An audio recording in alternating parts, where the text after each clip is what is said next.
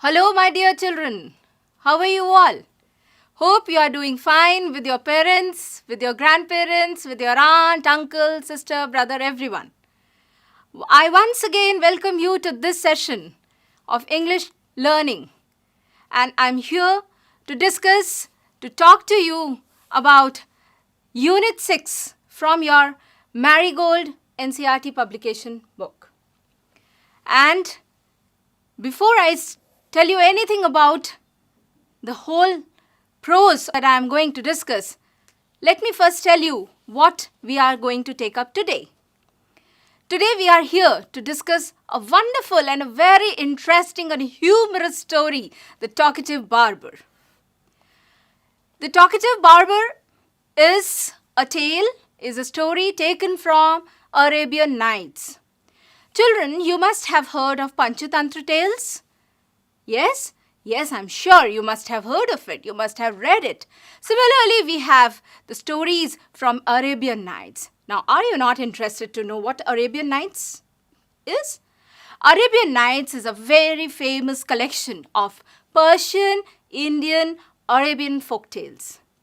It is believed that the legendary Shahzadeh told these stories to her husband, the Sultan, every night for 1001 days. And therefore, the collection is also called as the 1001 Nights. And today we are going to read one story from that collection. And this story is about a very talkative barber. Let us see what this talkative barber is doing in the entire story.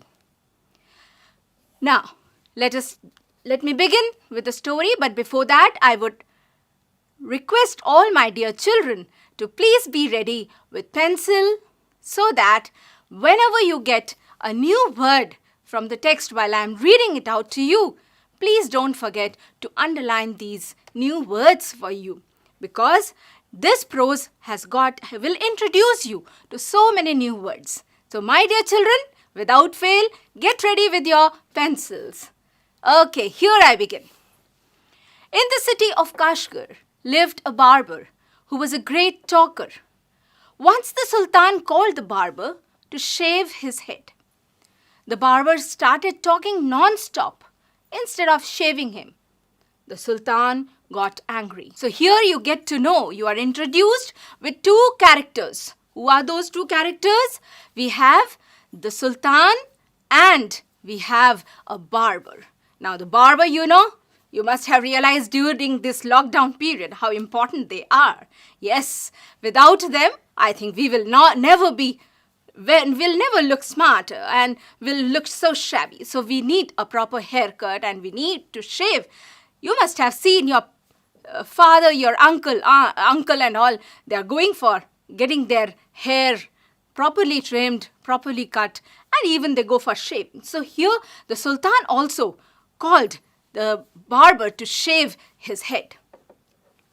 Now, when are you going to stop talking and begin to do your work?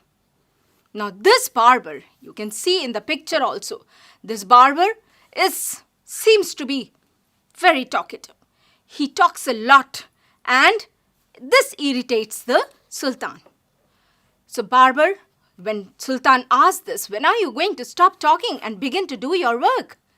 The barber replied, "You do me an injury by calling me a chatterer. For everyone says I am very quiet. I have 6 brothers whom you might call chatterers.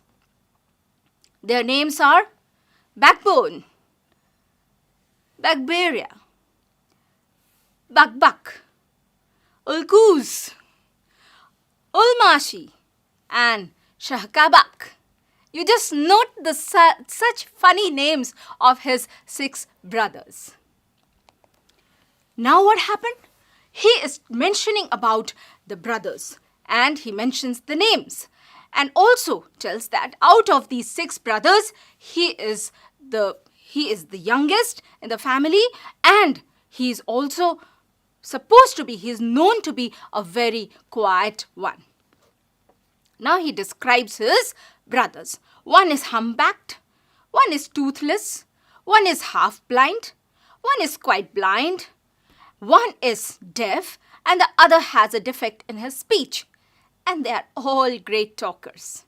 But I am the youngest of my family, and I am very quiet and sparing with words. You see how he is trying to prove himself different from others. Note it, how he is trying to prove himself different from others. He is not like his other brothers who are known to be very talkative. And you see how he has described everyone, all his brothers have got some or the other problem. None of them are perfect, it seems, according to him. Give him 3 pieces of gold, the Sultan cried. Once the barber mentions about these brothers, the Sultan gets irritated and he said, give him 3 pieces of gold, cried, losing all patience. My dear students, my dear children, I think you are following me. You are underlining all the difficult words that you have come across so far. Please don't forget, because we'll match your list with a list that will be provided to you at the end of this discussion. Okay. The Sultan cried, losing all patience, and sent him away. I will not be shaved today. So the Sultan decides that, okay, today I will not be shaved. My master, cried the barber, it was not I who came to seek you. It was you who ordered me to come. So I will not quit your house till I have shaved you. Now, Barber was not ready to leave. He was not an easy person to handle. He said that I did not come on my own. You had ordered me to come, and so I will finish my work. First, I will do whatever you have assigned me. Only then I am going to leave. I am not going to quit your house like that. He then began narrating another story, which lasted half an hour. Stop making your fine speeches and let me go quickly. I have an affair of the greatest importance. I have to go out at noon, said the Sultan. When he saw that the Sultan was really angry with him, the barber said, Oh, master, do not be angry. I'll begin to shave you. Now you can understand. Sultan is losing his temper. He's losing his patience. And he mentions that he has got some important assignment. He has got some important task. And so he wants the barber to finish the shaving part quickly and let him be free, and so that he can go and do his work. Barber was so clever, he understood that the master is now getting angry. And he said, don't be angry, because he knew that if he gets angry, maybe he'll throw him out. Saying this, he washed the Sultan's head. He was so clever that now he thought, now let me start my work. So that Sultan's anger would be lowered. He would cool down a bit. Saying this, he washed the Sultan's head and began to shave. But he had not touched him even 4 times with the razor when he stopped and said, My master, you are acting hastily in this matter. Now, he pretended as if he's about to start the shaving part, right? He's going to start. He took his razor, but he had still this habit. He continued with some kind of talk. He continued with some kind of gossip with the Sultan. And he said, don't be in a hurry. You are handling this matter in a hurried manner. You are not paying thought to it. Go on shaving me. Speak no more, ordered the Sultan. Now, the Sultan was in a very difficult state of mind. He was not able to stop him. Neither he was able to stop him, nor was he able to tell him that you finish your work quickly and leave me. Be patient, said the barber. Now he is trying to prove it. He's trying to tell this to the king, to the Sultan, that you please be patient. Perhaps you have not considered well what you were going to do. I wish you would tell me what this matter of great importance is all about, and then I will give you my opinion on it. Now, Barber remembers the thing that the Sultan mentioned a bit earlier, that he has got an important task. Now he took that point. He said, you better tell me first that what is that great work of importance that you are talking about, and I will give you my opinion on that. Nobody had asked him about the opinion, but he is asking for that. Finish shaving at once, the Sultan exclaimed. But instead of doing this, the barber left the Sultan half-shaved to go and see what time it was. "My patience is exhausted," the Sultan cried. "Be calm, my master, and you shall be shaved in a moment," said the barber. And saying this, he continued shaving the Sultan. But while he was doing this, he could not help talking. That means he continued with his talk.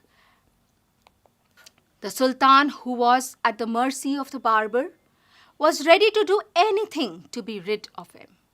Now, he had presented himself, he had submitted himself before him to get his head shaved off. But now what happened? He had no other way to sit and wait for the barber to complete his work. "Be quick and finish your work," the Sultan replied, "and you shall have all the food that has been prepared for me today." Now he wants to get rid of him at any cost.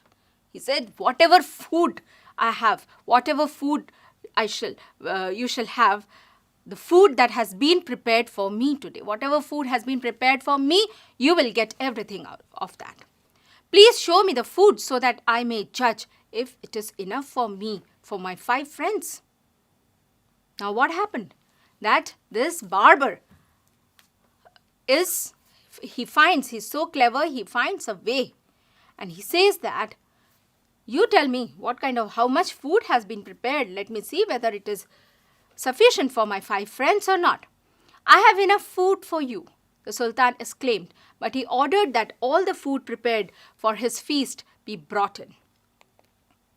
"If you could inform me what this important affair is, I would give more advice." If you remember, my students, my children, this word advice, I had introduced you to this word advice, right? So if you could inform me what this important affair is, I would give more advice, which you might find useful, he said. The Sultan was completely fed up by now and decided to satisfy the barber. He told him that he was giving a feast to some friends at noon, which was why he was in a hurry to leave. Now finally, what happens is Sultan tells the barber whatever important work he had. When the barber heard the Sultan mention a feast, he exclaimed, "Oh, that reminds me. Yesterday I invited 4 or 5 friends to come to my house today, but I had quite forgotten it and have not made any preparations for them." You see now, the barber is so very clever, so witty. You see how he is trying to manage the things. He says, when the Sultan mentions about the feast that he has arranged for his friends at noon, all of a sudden he also tells about the invitation that has been given by him to his 5 friends to his house, and also pretends that he has forgotten about the invitation and he has not made any preparation. That means it seems he's trying another plan how to make best use of this situation and find out a way to get whatever he wants. The barber looked over the food. You can see how anxious he is to look at he's basically staring at the food that is served. The barber looked over the food and said, "This is very good, but I shall want some fruit for dessert also." The Sultan, in desperation, since his head was half shaved, ordered that the fruits should also be brought in. Now you see the crisis. On one hand, Sultan's shaving had not completed. The barber had left him with half shaved, right?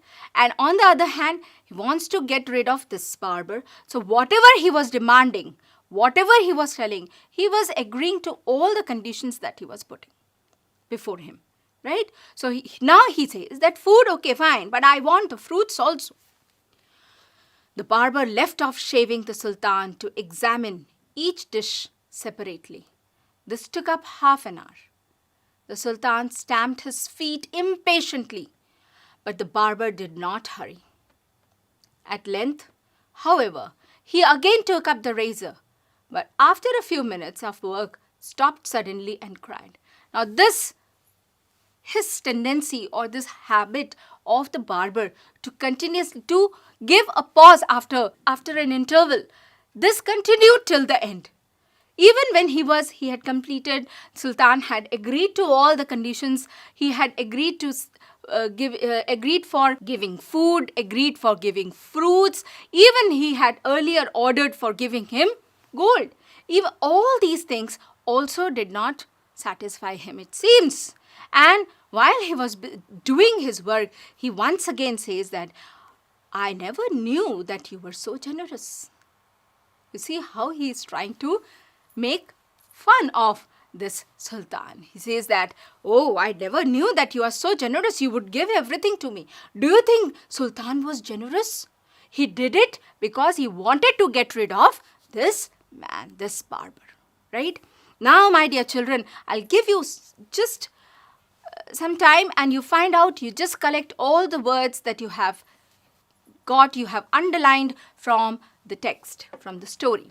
I am sure you must have got a long list of new words that you are introduced to through this story.